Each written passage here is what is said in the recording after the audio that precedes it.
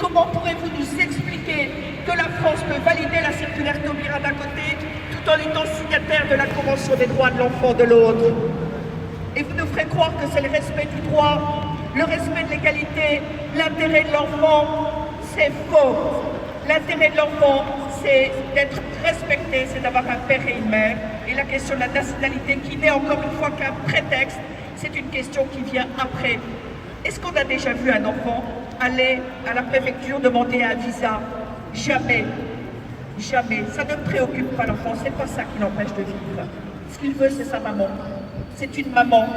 C'est la maman qui l'a porté, la maman qui lui a parlé, la maman qui l'a attendu, qui l'a caressé, qui a chanté pour lui quand elle l'attendait. C'est sa maman qu'il veut. Et c'est son père qui est là, qui a été là.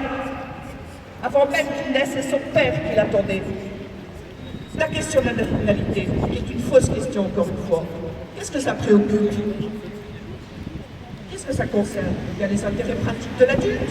Il n'a pas envie d'aller à la préfecture faire un visa tous les ans. Ce n'est pas l'intérêt supérieur de l'enfant. Ce sont les intérêts pratiques de l'adulte. C'est tout et rien d'autre. Alors une dernière fois, messieurs les conseillers d'État, renoncez, proclamez que cette circulaire Taubira n'est pas acceptable dans notre pays.